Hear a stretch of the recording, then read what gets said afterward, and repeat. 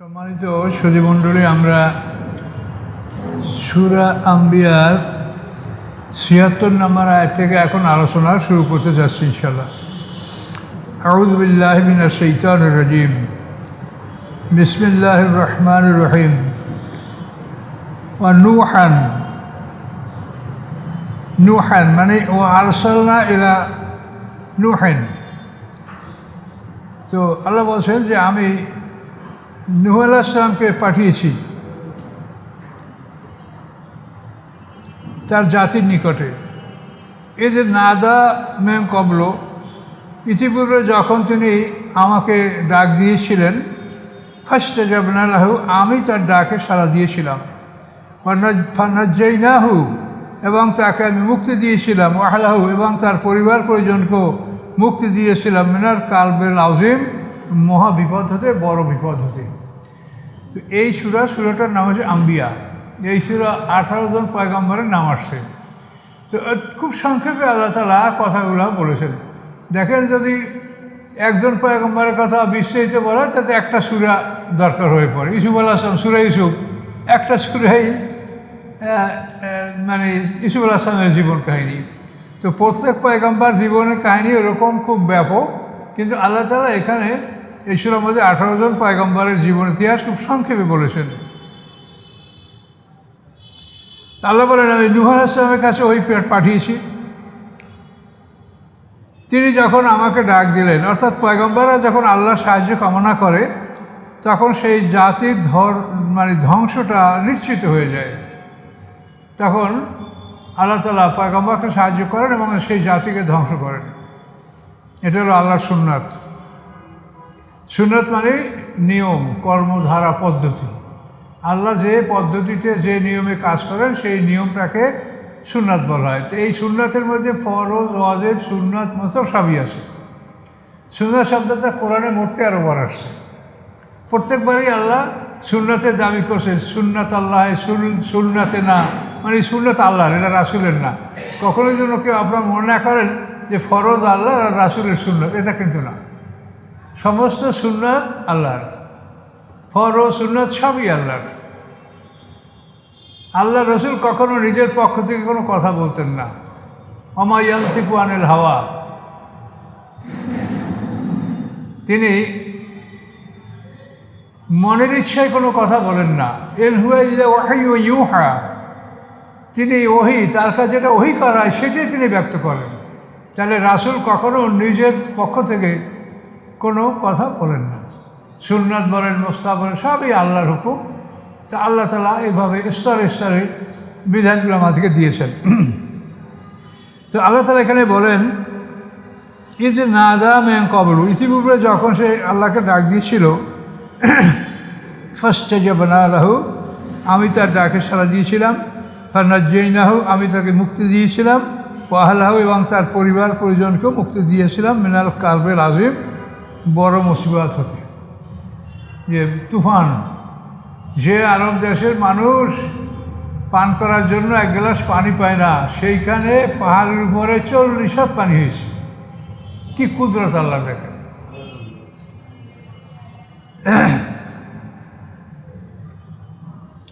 নাসারনাহু মিনাল কওমিল্লাযিনা কাযযাবু বিআয়াতিনা, আমি সাহায্য করেছি তাকে মিনাল কওমিল্লাযিনা, ওই জাতির থেকে, ওই জাতি হতে, কাযযাবু বিআয়াতিনা, যারা আমার আয়াতগুলোকে মিথ্যা সাব্যস্ত করেছে। ইন্নাহুম কানু কওমান সূ, নিশ্চয়ই তারা ছিল একটা নিকৃষ্ট জাতি। ফাগরাকনাহুম আজমাইন, আমি তাদের সবাইকে ডুবিয়ে দিয়েছি। নূহ আলাইহিস সালামের জাতি সব ডুবে মারা গেছে। শুধু নৌকায় 82টি পরিবার নৌকার মধ্যে উঠেছিল, এরা ছাড়া সবই ডুবে মারা গেছে। এবং এই নূহ আলাইহিস সালামের প্লাবনের পরে মক্কা অঞ্চলে ইব্রাহিম আলাইহিস সালাম পর্যন্ত আর কোনো জনবসতি ছিল না। নূহ আলাইহিস সালাম থেকে ইব্রাহিম 10 পুরুষ পর্যন্ত মক্কা অঞ্চল বিরান, কাবাঘর ছিল না, হজ হয় নাই, কিছু হয় নাই ওখানে। আদম আলাইহিস সালাম থেকে নূহ আলাইহিস সালাম পর্যন্ত সমস্ত পয়গম্বরদের আবির্ভাব হচ্ছে মক্কা অঞ্চলে। 10 পুরুষ। নূহ আলাইহিস সালামের পিতার নাম লামাক, তার পিতার নাম মুতাওয়াশা, তার পিতার নাম আকনুর, তার পিতার নাম ইয়ারিদ, তার পিতার নাম মাহলাবিল, তার পিতার নাম কাবেন, তার পিতার নাম বানেশ, তার পিতার নাম শীষ, তার পিতার নাম আদম আলাইহিস সালাম। তো আদম আলাইহিস সালাম থেকে 10 পুরুষ পর্যন্ত সমস্ত নবীদের আগমন ঘটছে মক্কা অঞ্চলে। আদম আলাইহিস সালাম মক্কায়, তিনি যে আরাফাত ময়দানে জাবলে রহমাত, ওখানে ওই পাহাড়ে আদম আলাইহিস সালাম বসবাস করতেন। তো নূহ আলাইহিস সালামের বন্যার পরে এই অঞ্চলে আর কিছু ছিল না, মুসলমানরা নৌকায় ছিলেন এবং এই 80টি পরিবার নিয়ে বা 82টি পরিবার নিয়ে এই নৌকাটা ভাসতে ভাসতে 6 মাস মতো ভাসতে ভাসতে ইরাকের জুদি পাহাড়ে গিয়ে নৌকাটা থামে। অস্তাওয়াত আলাল জুদি কোরআনের ভাষা, অ্যারারুট পর্বতমালার একটা অঞ্চল জুদি, ওখানে নৌকাটা থেমেছিল। তো ওইখানেই দুনিয়ায় যে কটা মানুষ ছিল সব মুসলমান। তো এই মানুষের থেকেই পৃথিবীতে বংশ বিস্তার হয়ে আবার এই পৃথিবী ইহুদি খ্রিস্টান মুশরিক বৌদ্ধ সব এই মুসলমান থেকেই এগুলো সব জন্মেছে। কথা বলতে পারছেন? কিন্তু আপনাদেরকে অনেক সময় দুর্বলতা আপনাদের দেখানো হয় যে তোমাদের পূর্বপুরুষ ছিল হিন্দু, আমরা হিন্দুর থেকে আসি। না, হিন্দুদের পূর্বপুরুষ মুসলমান ছিল, এটা হলো সত্য কথা। আমাদের পূর্বপুরুষ না, হিন্দুদের পূর্বপুরুষ মুসলমান ছিল। তো এইভাবে 10 পুরুষ পর্যন্ত মক্কা অঞ্চলে কোনো লোক নাই। এরপরে নূহ আলাইহিস সালাম যে ইরাকে হিজরত করেছিলেন বেবিলনে, তো ওইখানে নূহ আলাইহিস সালামের 10 পুরুষ পরে জাতির পিতা ইব্রাহিম আলাইহিস সালাম জন্মগ্রহণ করেন ইরাকের বেবিলনে। নমরুদ যেখানে সারা বিশ্বের রাজা ছিল, তার রাজত্ব ছিল ইরাকের বেবিলনে, নমরুদের বাদশাহী। তো ওইখান থেকে ইব্রাহিম আলাইহিস সালাম পরবর্তীতে তার স্ত্রী বিবি হাজেরা এবং পুত্র সন্তান ইসমাইল আলাইহিস সালাম এদেরকে আল্লাহর হুকুমে ওই তিনি যে ইরাকের সিরিয়া অঞ্চলে ছিলেন ওখান থেকে তিনি বিবি হাজেরাকে এবং ইসমাইল আলাইহিস সালামকে মক্কা অঞ্চলে নির্বাসন দিলেন এবং তাদের উসিলায় মক্কা অঞ্চলে জনবসতি হলো। ইসমাইল আলাইহিস সালাম বড় হওয়ার পরে পিতা পুত্র মিলে কাবাঘর নির্মাণ করলেন, ওখানে তিনি কোরবানি করলেন। এই সব কিছু আমরা যে একটা মানে হজের একটা বিরাট স্ট্রাকচার আমরা পাচ্ছি। সাফা মারায় দৌড়েছি কেন? মা হাজেরা পানির জন্য এই 2টা পাহাড়ে দৌড়াদৌড়ি করেছেন। কোরবানি ইসমাইল আলাইহিস সালামকে এখানে কোরবানি দেওয়া হয়েছে। তারপরে মাকাম ইব্রাহিম, ওটার উপরে দাঁড়িয়ে ইব্রাহিম আলাইহিস সালাম কাবাঘর নির্মাণ করেছেন। তো এই সব কিছুই ইব্রাহিম আলাইহিস সালাম থেকে আবার নূতন করে শুরু হয়েছে এখানে। তো এগুলি আল্লাহ খুব সংক্ষেপে এখানে বলেছেন, তা আমরাও সংক্ষেপে আগেই যাব। আল্লাহ বলেন ওদেরকে আমি ডুবিয়ে দিয়েছি। বন্যার পরে নূহ আলাইহিস সালাম 260 বছর বেঁচে ছিলেন এবং তিনি দাওয়াত দিয়েছেন 50,000 বছর। কোরআনের ভাষা ফাল্লাবিসা ফিহিম আলফা সানাতান ইল্লা 50 আম্মা, 50,000 বছর তিনি দাওয়াত দিয়েছেন মানুষকে। এরপরে নূহ আলাইহিস সালামের পরে আসলেন আল্লাহ ও দাউদ ও সুলাইমানা। দাউদ আলাইহিস সালাম তার পুত্র হচ্ছে সুলাইমান আলাইহিস সালাম। দাউদ আলাইহিস সালাম হলেন রাসূল, 2 নম্বর রাসূল, আর সুলাইমান আলাইহিস সালাম হলেন তার পুত্র।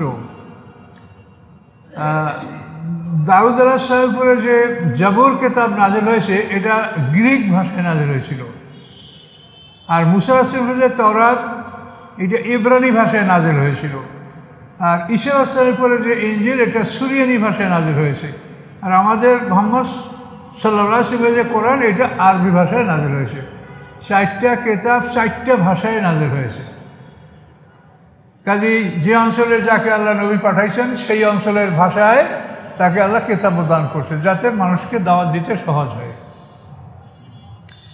দাউদ ওয়া সুলাইমানা, দাউদ আলাইহিস সালাম সুলাইমান আলাইহিস সালাম এরা 2 জনের ঘটনা কি? এজ ইয়াকুমানি ফিল হারস, যখন তারা আদেশ দিচ্ছিলেন একটা ক্ষেতের ব্যাপারে।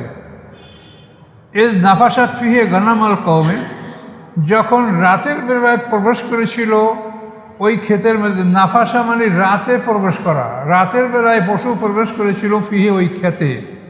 গনামুল কওমে একটা জাতির বকরি ছাগল।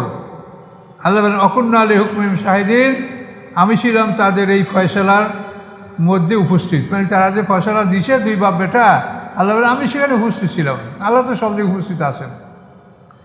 ফাফাহামনাহা সুলাইমানা, আমি বুঝিয়ে দিয়েছিলাম ওই বিষয়টা সুলাইমান আলাইহিস সালামকে। মানে ফয়সালাটা কী হবে আল্লাহ বলেন, এটা আমি সুলাইমান আলাইহিস সালামকে বুঝিয়ে দিয়েছিলাম। অকুল্লান আতাইনা হুকম ইলমা, উভয়কেই আমি দিয়েছি হিকমত এবং এলেম। তো এখন এই ক্ষেতের বিষয়টা আমরা একটু শুনি। দাউদ আলাইহিস সালামের জমানায় একটা লোকের একবার বকরি একটা লোকের আঙ্গুর বাগানে ঢুকে বাগানের সব আঙ্গুর ফল খেয়ে ফেলেছে, বাগানটা খেয়ে ফেলেছে। খেয়ে ফেলার পরে এখন দুই পক্ষ বাদী বিবাদী, ছাগলওয়ালা, পশুওয়ালা এবং ক্ষেতওয়ালা দাউদ আলাইহিস সালামের কাছে বিচার প্রার্থনা করেছে। তো দাউদ আলাইহিস সালাম খুব সহজেই রায় দিয়ে দিয়েছেন, বাগানের মালিককে ছাগলগুলো দিয়ে দিয়েছেন, আর বাগান দিয়ে দিয়েছেন ছাগলওয়ালাকে। এভাবে তিনি দিয়ে দিয়েছেন যে ছাগল বাগানের মালিক পাবে আর বাগানটা ছাগলওয়ালা, এই রায় দিয়েছেন। এখন উনি বাদশাহ এবং একদিকে রাসূল এবং আর একদিকে তিনি রাজা। দাউদ আলাইহিস সালাম তো একসঙ্গে নবুয়ত এবং বাদশাহী দুটো তাকে দেওয়া হয়েছে। এর আগে তো এটা আলাদা আলাদা ছিল, নবী হতো একজন ও তার অধীনে রাজা হতো আর একজন। তো এই বিষয়টা সুলাইমান আলাইহিস সালামের কাছে যখন আসলো, সে ছেলে 12-13 বছর বয়সে, তখন সুলাইমান আলাইহিস সালাম তাদেরকে বললেন যে কি রায় দিয়েছে রাজা, কি ফয়সালা দিয়েছে। তো বললেন এইভাবে যে বাগানের মালিককে ছাগল দিয়েছে আর ছাগল দিয়েছে, বাগান দিয়েছে ছাগলের মালিককে। তো সুলাইমান আলাইহিস সালাম বললেন যে আপনারা যে রাজাকে বলে যে আপনার ছেলে এই বিষয়টা একটু পুনরায় বিবেচনা করতে চায়, আপনি অনুমতি দিলে। তখন ওরা বলছে যে আপনার ছেলে সুলাইমান আলাইহিস সালাম এই বিষয়টা একটু রিভিউ করতে চায়, পুনরায় বিবেচনা করতে চায়, করুন। তখন সুলাইমান আলাইহিস সালাম বললেন যে এইটা বিষয়টা এভাবে হলে ভালো হয় যে ছাগলের মালিককে সাময়িকভাবে বাগানটা দিয়ে দেওয়া হোক এবং উনি ওই বাগানের পানি দিবে, মাটি দিবে, বাগানের যত্ন করবে। এভাবে আস্তে আস্তে বাগানটা পূর্বের অবস্থায় ফিরে আসবে।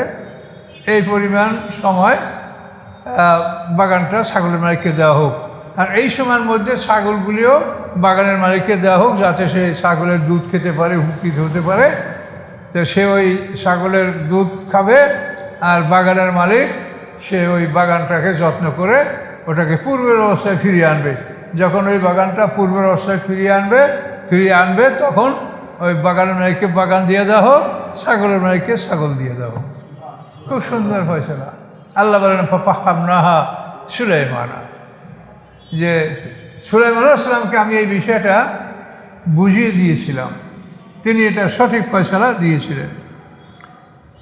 তো এই নাফাসা শব্দের অর্থ হলো রাতের বেলায় পশু কোনো বাগানে প্রবেশ করা। আইন হলো, ইসলামের বিধান হলো যে রাতের বেলায় পশুর মালিক পশু আটকে রাখবে আর দিনের বেলায় পশু মুক্ত থাকবে। বাগানের মালিক দিনের বেলায় বাগান পাহারা দিয়ে রাখবে, এটা হলো আইন। দিনের বেলায় আপনার ধানের ক্ষেত, আমের ক্ষেত, যেটাই হোক, এটা বাগানের মালিক দিনে পাহারা দিবে। আর পশু যারা পালে তারা রাতের বেলায় পশু আটকে রাখবে, রাত্রে পশু খোলা রাখবে না, এটা হলো আইন। এই আইন অনুযায়ী সুলাইমান আলাইহিস সালাম এর রায় দিয়েছিলেন।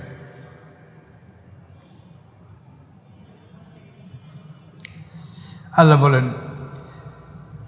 অকুল্লান আতাইনা হুকম ইলমা, উভয়কে আমি দিয়েছিলাম হেকমত এবং এলেম। হেকমত হলো প্রজ্ঞা আর এলেম হলো সাধারণ জ্ঞান। ও সাক্ষারনামা দাউদ আল জিবালা, অনুগত করে দিয়েছিলাম দাউদ আলাইহিস সালাম এর সাথে পাহাড়কে। পাহাড়কে অনুগত করে দেওয়ার অর্থ হলো কি, সামনে দেখেন ইউসাব্বিহ না, পাহাড় তার সাথে তসবিহ পাঠ করত। দাউদ আলাইহিস সালাম যখন জিকির করতেন তখন পাহাড়ের থেকেই তার জিকিরের প্রতিধ্বনি হতো, পাহাড়ও জিকির করতো তার সাথে। অত্যাইরা এবং পাখিরা সব সমবেত হয়েছে। দাউদ আলাইহিস সালাম জিকির শুরু করলে তখন সমস্ত পাখিরা চারপাশে সবাই এসে বসে যেত, অত্যাইরা।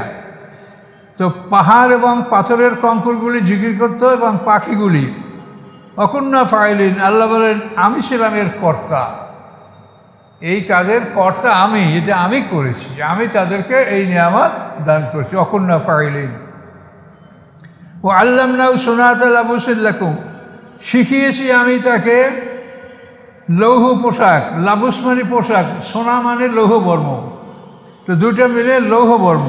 আমি শিখিয়ে দিয়েছি তাকে লৌহ বর্ম নির্মাণ করা তোমাদের জন্য, লেতুহুসেনা কুম্মেম বা আশিকুম, যাতে রক্ষা করে এই পোশাক তোমাদেরকে তোমাদের যুদ্ধের মাঠে। ফাহালাম তুম শাকিরুন, তোমরা কি কৃতজ্ঞতা জ্ঞাপন করবে?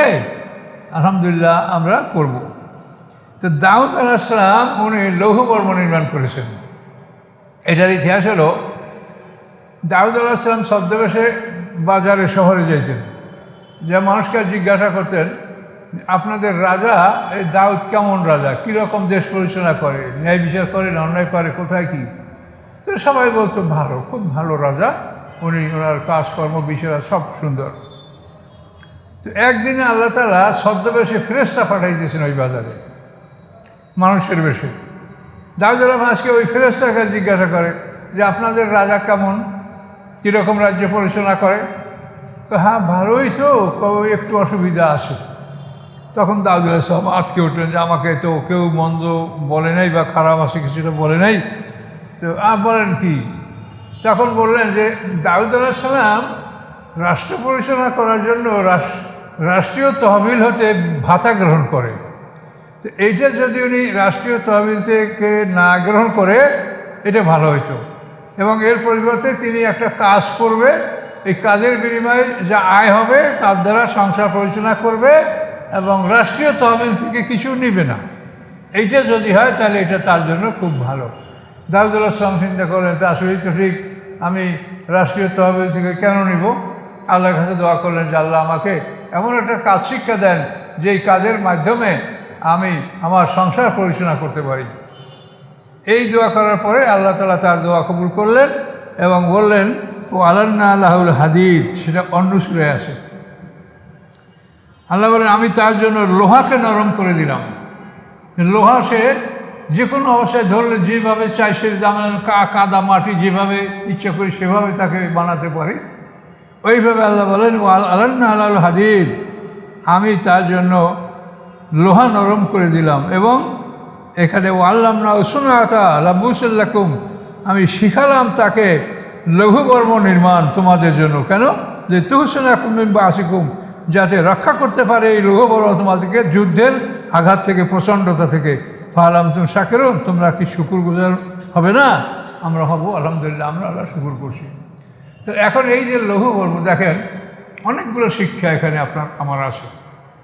যে দাউদ আলাইহিস সালাম চেয়েছে একটা কাজ, যেই কাজের মাধ্যমে তার সংসার পরিচালনা করা হবে। এই জন্য পৃথিবীতে অনেক কাজ আছে। আল্লাহ এটাও বলতে পারতেন যে আপনি জায়নামাজ, টুপি, মেয়াসওয়াকের একটা দোকান দেন, তাতেও তো সংসার চলতো, অসুবিধা তো নেই। কিন্তু দাউদ আলাইহিস সালামকে আল্লাহ জায়নামাজ, টুপি, মেয়াসওয়াক বেচতে বলেন নাই। কি বলছেন? লৌহ পোশাক, লোহার পোশাক নির্মাণ করো, যুদ্ধের পোশাক নির্মাণ করো। তাহলে এই যে জিহাদ ফি সাবিলিল্লাহ, এটা এমন একটা বিষয় যে আল্লাহর কাছে সবচাইতে প্রিয় আমল, এবং সর্বযুগে আল্লাহ তাআলা এই জিহাদকেই সবচাইতে পছন্দ আমল হিসেবে তিনি ঘোষণা করেছেন। এবং এই লেবাসুত তাকওয়া, কোরআনে যেটা সূরা আরাফে বলা হয়েছে, লেবাসুত তাকওয়া জালিকা খায়ের, এই তাকওয়ার লেবাস, পরহেজগারির লেবাস। এই তাকওয়ার লেবাস হলো রক্ষাকারী পোশাক, যেই পোশাকে আপনাকে যুদ্ধের মাঠে রক্ষা করে, সেইটা হচ্ছে লেবাসুত তাকওয়া। কিন্তু আমরা কিন্তু ওই ছোটোবেলায় পড়ছি লেবাসুত তাকওয়া মানে সুন্নতি জামা, সুন্নতি জামা, পাজামা, পাগড়ি, এটা লেবাসুত তাকওয়া। সেইটা লেবাসুত তাকওয়া না। লেবাসুত তাকওয়া হলো রক্ষা। তাকওয়া শব্দের অর্থই হলো রক্ষা করা। আপনি তাকওয়া বলার অর্থ কি? আপনি এমনভাবে চলবেন যে আপনি যেন আপনার শরীরে কাদা না লাগে, ময়লা না লাগে, কাটার আসর না লাগে, আপনি যেরকম নিজেকে বাঁচিয়ে বাঁচিয়ে চলবেন, এটার নাম হচ্ছে তাকওয়া। তো লেবাসুত তাকওয়া হলো রক্ষাকারী পোশাক, যেই পোশাকে এই যে বুলেট প্রুফ পোশাক পরে দেখেন না বড় বড় আসামিদেরকে কোর্টে তোলে, এগুলি হচ্ছে লেবাসুত তাকওয়া। এভাবে রোদ বৃষ্টি এর থেকে যে পোশাকে আপনাকে রক্ষা করে সেগুলোও লেবাসুত তাকওয়া। কিন্তু যুদ্ধের বর্মটা এটা সবচেয়ে মানে ভালো, এবং এটা 1 নম্বর। এটা সূরা সম্ভবত নামলের 80 নম্বর আয়াতে আছে। এই লেবাসুত তাকওয়ার স্পষ্ট বিবরণ আছে। এটার অর্থ হলো লোহার মানে যুদ্ধের পোশাক, যুদ্ধে যে পোশাকে আপনাকে রক্ষা করে সেইটা হচ্ছে লেবাসুত তাকওয়া।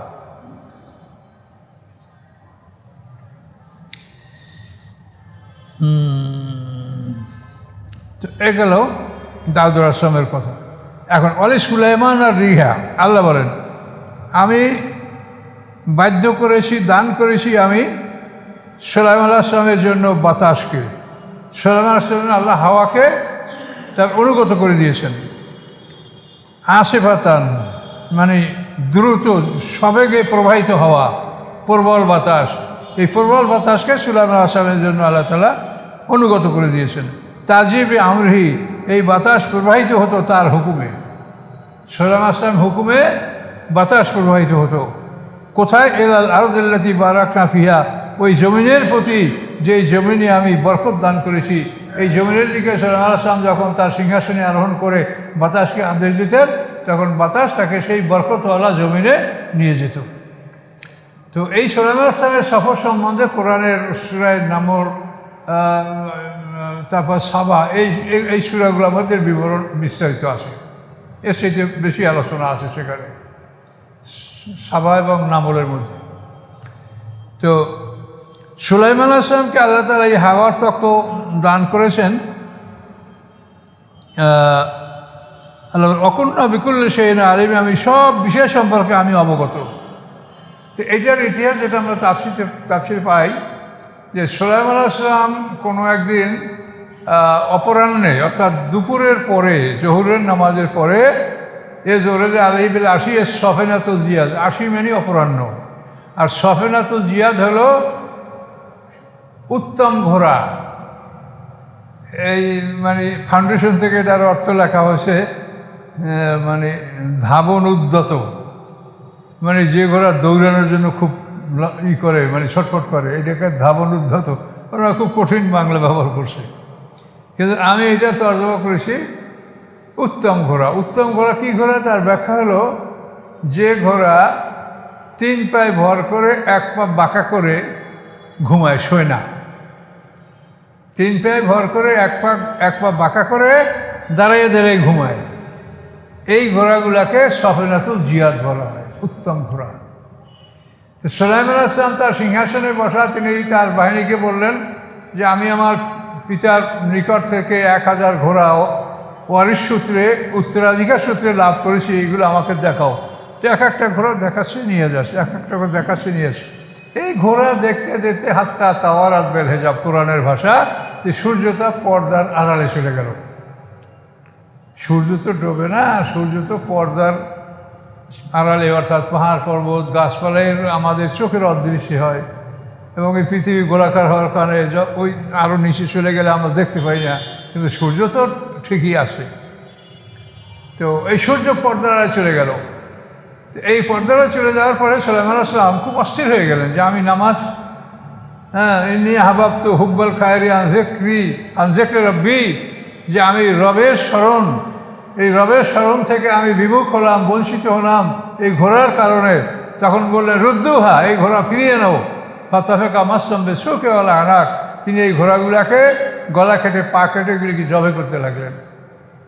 এইভাবে যখন তিনি অনেকগুলি ঘোড়া জবে করলেন, তখন আল্লাহ তাআলা তার প্রতি সদয় হলেন এবং তাকে ডাক দিয়ে বললেন যে সুলাইমান আলাইহিসসালাম, তোমাকে আমি ডুবন্ত সূর্য ফিরিয়ে দেব, তুমি নামাজ পড়বে, তারপর সূর্য ডুববে, তুমি ঘোড়াগুলোকে হত্যা করো না। এই সুলাইমান আলাইহিসসালামকে আল্লাহ তাআলা এই নিয়ামত দান করেছেন। নিয়ামত দান করার পরে তিনি ঘোড়া হত্যা করলেন না, আসরে নামাজ পড়লেন, এবং আল্লাহ উপরন্তু নিয়ামত দিলেন এই যে তোমাকে আর ঘোড়ায় চড়তে হবে না, আমি তার সাথে দ্রুত যান তোমার জন্য মঞ্জুর করলাম, যে হাওয়ার তখ্ত তোমার সিংহাসনে তুমি সবাইকে নিয়ে বলবে। বিশাল সিংহাসন, মানে এক ফর্সাকে বলা হয়, মানে 2 মাইল বাই 2 মাইল, এটা তাফসীর কারকে লিখেছেন। কিন্তু আমরা সে অত বড় কি ছোটো আমরা বলবো না, এটা বিশাল। এই বিশাল সিংহাসনে সুলাইমান আলাইহিসসালামের সৈন্যবাহিনী, তারপর তার স্ত্রীগণ, তার নিজের সবাইয়ের আসন, এবং সেখানে তার অন্য অন্য জীব জানোয়ার, তাও এই সিংহাসনে তিনি নিতেন। এবং শুধু পানিটা এই সিংহাসনে ছিল না, এছাড়া সব কিছু এই সিংহাসনে ছিল। এই সিংহাসনে চড়ে তিনি এই যে আরদাল্লাতি বারাকনা, বরকতওয়ালা জমিন, অর্থাৎ তার সিংহাসনটা ছিল সিরিয়ার উজদগরে। এখানে তার রাজধানী ছিল সুলাইমান আলাইহিসসালামের, তিনি সারা বিশ্বের রাজা ছিলেন। তো এখান থেকে সুলাইমান আলাইহিস সালাম মক্কা অঞ্চল সফর করেছেন। তো সেখান থেকে মারিব শহর সফর করেছেন, সেখান তিনি সাবা গিয়েছেন। এই সাবা থেকে রানী বিলকিসের দেশ এই সাবা, এখানে তিনি এখান পর্যন্ত তিনি সফর করেছেন, যেটা কোরআনে অন্য সূরার মধ্যে, সূরা নামলের মধ্যে এটা আরও বিস্তারিত আসে।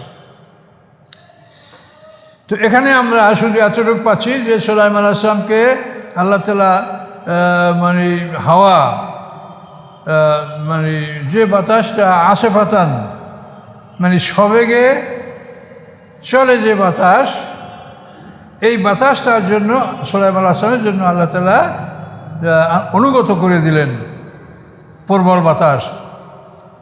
ইলাল আরদিল্লাতি বারাকনা ফিহা, এবং এই হাওয়ার তক্তে তিনি ওই জমিনে সফর করতেন আমি যেই জমিনে বরকত দিয়েছিলাম। অর্থাৎ এখান থেকে এই সিংহাসনে চড়ে তিনি মক্কা গিয়েছিলেন, মক্কা অঞ্চলে তিনি কাবাঘর তওয়াফ করেছেন, বহুদিন সেখানে অবস্থান করছেন। সেখান থেকে তিনি ইয়ামানের মারিব শহরে গেছেন। এভাবে সুলাইমান আলাইহিস সালাম এই বরকতওয়ালা জমিনগুলিতে সফর করেছেন। এরপরে রানী বিলকিসের সাথে তার যে লেনদেন হয়েছে সেটা সূরা নামলে আমরা বিস্তারিত পাব।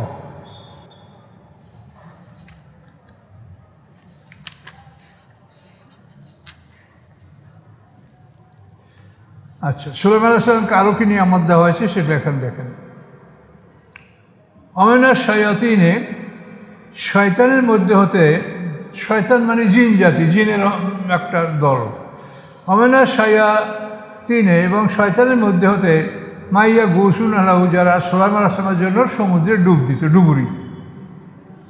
ডুব দিয়া সমুদ্রের মধ্যে থেকে মণি, মুক্তা, নীলকান্ত, মণি, প্রবাল এগুলি তারা সমুদ্র থেকে সংগ্রহ করত। জিন শয়তানেরা ইয়া গৌসুন, তার জন্য সমুদ্রে ডুব দিত। ওয়া মালুনা আমালান দুনা জালিক, এবং এছাড়া তারা আরও অন্য কাজ করত। বড় বড় অট্টালিকা নির্মাণ করা, তারপরে কুদুরের রাশিয়াত মানে বড় বড় ড্যাক, যেই ড্যাকগুলি উঠানো যায় না, সে ড্যাক স্থাপন করাই থাকে, তার ভিতরে সিঁড়ি দিয়া মানুষ ওঠে, সিঁড়ি দিয়া নামে এবং খাদ্য তোলে, এরকম বড় বড় ড্যাক, কুদুরের রাশিয়াত। তারপরে বড় বড় থালা, একটা থালায় 1000 মানুষ একসঙ্গে খাইতে পারত। এগুলি সুলাইমান আলাইহিস সালামের জন্য জিনেরা তৈরি করত। জেফান এন্ড কাল জওয়াব, অর্থাৎ বড় বড় বর্তন, কুয়ার মতো, পুকুরের মতো এক একটা থালা, তারপর ভাস্কর্য নির্মাণ, এই সব কিছু জিনেরা সুলাইমান আলাইহিস সালামের আদেশে এই কাজগুলো করত। অকুন্না লাহুম হাফিজিন, আল্লাহ বলেন তাদের হেফাজতকারী ছিলাম আমি। এই জিনেরা কাজ করবে, কাজ করার পরে যদি বেয়াদবি করে, কোনো ক্ষতি করে, তো বলে আল্লাহ আমি হেফাজতকারী, তারা ক্ষতি করতে পারবে না সুলাইমান আলাইহিস সালামের। অকুন্না লাহুম হাফিজিন। এভাবে সুলাইমান আলাইহিস সালামের ব্যাপার এতটুকু আল্লাহ শেষ করছেন। ও আইয়ুব, এরপরে আইয়ুব আলাইহিস সালামের কথা বললেন। তো আইয়ুব আলাইহিস সালামের বংশ পরিচয় হচ্ছে আইয়ুব ইবনে মুস ইবনে রাজাহ বিন আয়েস। আর এই আয়েজ আর ইয়াকুব হলো এরা দুই ভাই। ইসহাক আলাইহিস সালামের যমজ দুই পুত্র আয়েজ এবং ইয়াকুব। আয়েজ হলো বড়, এই আয়েজের বংশধর হলো এই আইয়ুব নবী। আইয়ুবের পিতার নাম মুস, তার পিতার নাম রাজা, তার পিতার নাম হলো আয়েজ। এই আয়েজের পিতা হলো ইসহাক আলাইহিস সালাম, ইসহাক আলাইহিস পিতা হলো ইব্রাহিম আলাইহিস সালাম, ওই বংশেরই লোকেরা। তো এই আইয়ুব আলাইহিস সালাম এই যে নাদা রব্বাহু, তিনি যখন ডাকলেন তার রবকে, কী বলে ডাকলেন? আন্নি মাসিনিয়া দুর্র, আমাকে রোগ ব্যাধি আক্রমণ করেছে, ওয়ান্তা আরহামুর রাহিমিন, তিনি আল্লাহকে তিনি বললেন যে আপনি সমস্ত দয়ালুদের সবচেয়ে বড় দয়ালু। আইয়ুব আলাইহিস সালাম এই বলে আল্লাহকে ডাক দিলেন। তার এমন কুষ্ঠরোগ হয়েছিল যার জন্য সমাজের লোক তাকে বর্জন করেছিল, তাকে ভাগারে ফেলে রেখেছিল, এবং রহিমা বিবি তার জন্য খাদ্য সংগ্রহ করত। এটা আমরা আরও বিস্তারিত অন্য জায়গায় পাবো, এখানে আল্লাহ সংক্ষেপে বলেছেন। ফাসতাজাবনা লাহু, আল্লাহ বলেন আমি তার ডাকে সাড়া দিলাম। ফাকাশাফনা মা বিবিন দূর, আমি দূর করে দিলাম তার যে রোগ ব্যাধি ছিল, এটা আমি ভালো করে দিলাম। ও আতাইনাহু আহলাহু, এবং দান করলাম আমি তার পরিবার পরিজনকে, তার পরিবার পরিজন যে হারিয়েছিল আমি সেই তার পরিবার পরিজনকে দান করলাম। এবং মিসলাহুম মাহুম, আগে যা ছিল তার সমপরিমাণ আরও দান করলাম, দেখুন। তো এখানে যারা মারা গেছে তাদেরকে কি ফিরিয়ে দিয়েছেন? তো তাফসীরকাররা বলে না, তাদেরকে না, বরং রহিমা বিবি তার সাথে ছিলেন এবং এরপরে তিনি হয়তো অন্য বিবাহ করেছেন এবং অন্য বিবিদেরকে নিয়ে মোটামুটি পূর্বের সংখ্যা, তারপরে আরও দ্বিগুণ সংখ্যক আল্লাহ তাআলা আওলাদ পর্যন্ত দুনিয়াতেই তাকে দিয়েছিলেন আইয়ুব আলাইহিস সালামকে। এটা অন্য জায়গায় আপনি বিস্তারিত আমরা পাবো যে আল্লাহ তাআলা বললেন যে তুমি তোমার পা দ্বারা আঘাত করো মাটিতে, তো পায়ের আঘাতে দেখবা পানি প্রবাহিত হবে, গরম পানির ঝর্ণা প্রবাহিত হবে, সেই পানি দ্বারা তুমি গোসল করলে তোমার শরীরের বাহ্যিক সমস্ত রোগ ভালো হয়ে যাবে।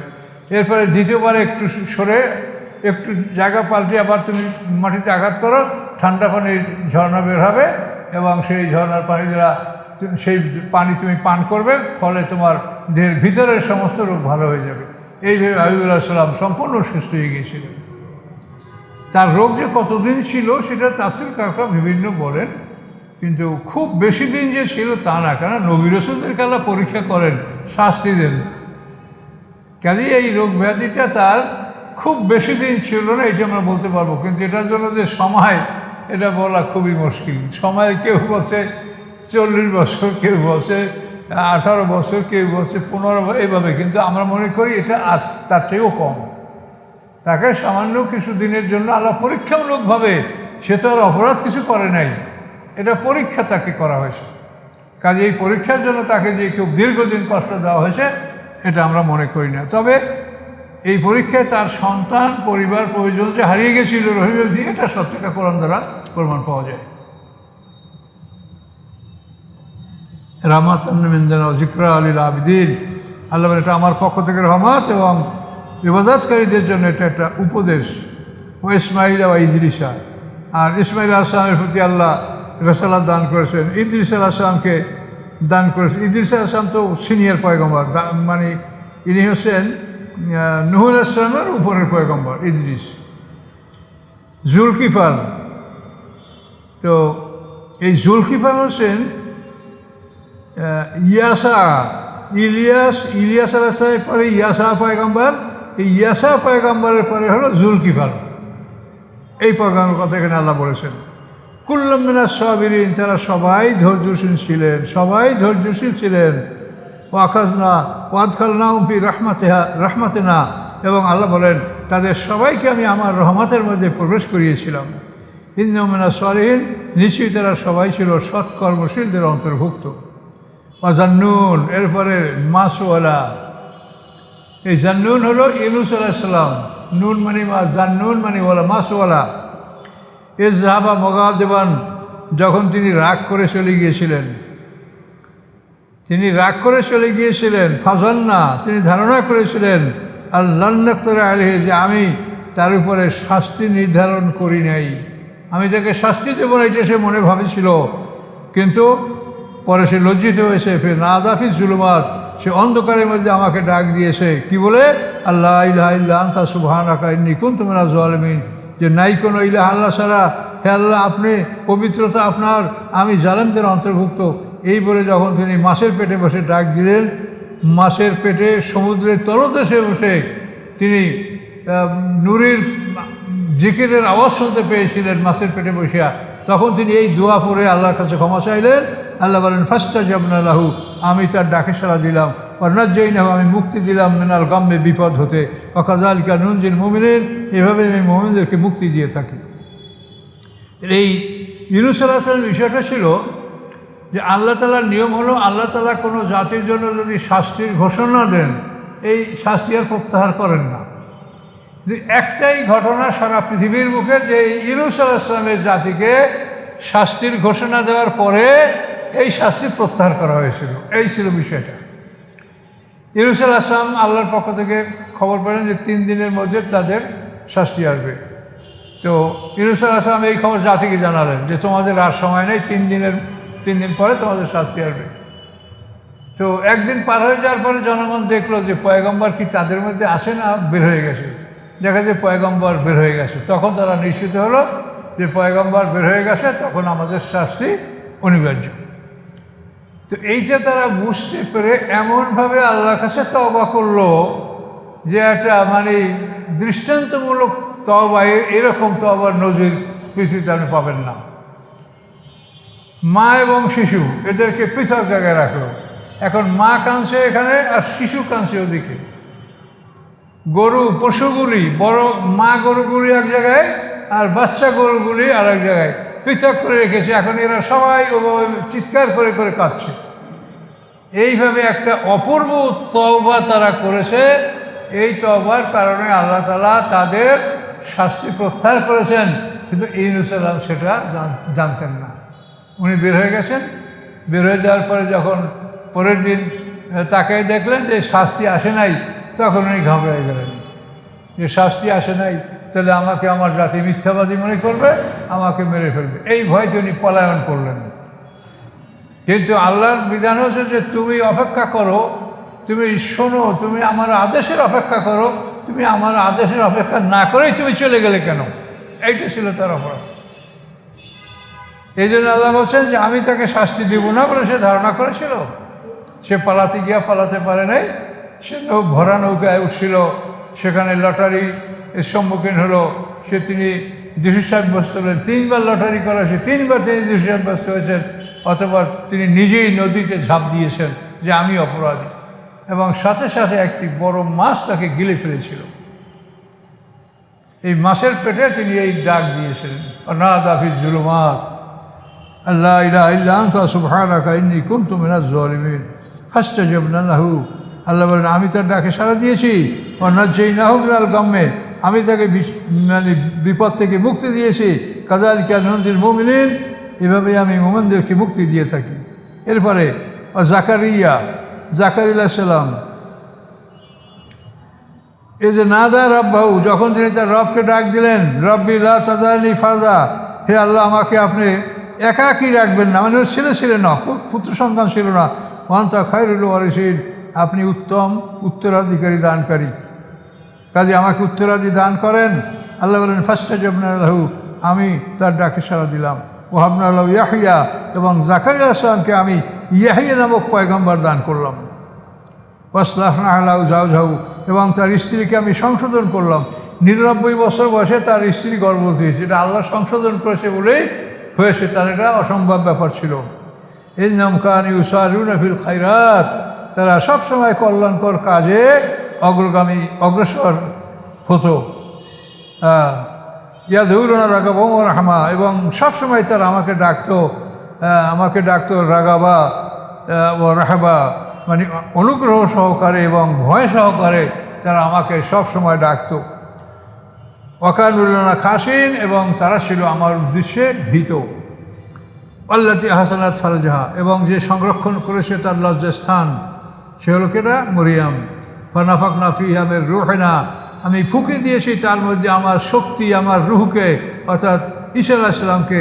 ওয়া জাআলনাহা ওয়া ইবনাহা, করেছি আমি তাকে অর্থাৎ মরিয়ামকে, ওয়া ইবনাহা, এবং তার পুত্রকে, আয়াতাল লিল আলামিন, সারা বিশ্ব জগতের জন্য একটি নিদর্শন, যে বিনা বাপে আল্লাহ তাআলা তাকে জন্মিয়েছেন। ইন্না হাযিহি উম্মাতুকুম উম্মাতুন ওয়াহিদা, আল্লাহ এই যে তোমাদেরকে 18 জন পয়গম্বর কথা বলা হলো, এই হচ্ছে তোমাদের উম্মত, এক উম্মত, তোমরা এক দল, তোমরা এক দল।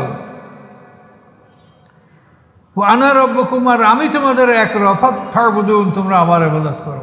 তোমরা সবাই এক দল, আর আমি তোমাদের এক আল্লাহ, তোমরা আমার ইবাদত করো। কিন্তু ওয়া তাকাত্তাউ আমরাহুম বাইনহুম, এবং তারা নিজেদের মধ্যে তাদের শরিয়াতকে তারা বিভক্ত করে ফেললো। কুল্লুন ইলাইহি রাজিউন, তারা সবাই আমার কাছে ফিরে আসবে।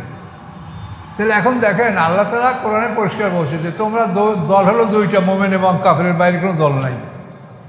এই দলাদলি যেটা আমরা করি, এটা হলো আমাদের নেতাদের কারণে। আপনারা দেখেন এই মসজিদে আজানের পরে যে আপনারা ঢুকলেন, তো আপনারা কেউ জিজ্ঞাসা করছেন যে ইমাম সাহেব কি হানাফি না শাফি না আহলে হাদিস, ইমাম সাহেব কোন দলের, কি জিজ্ঞাসা করছেন কেউ?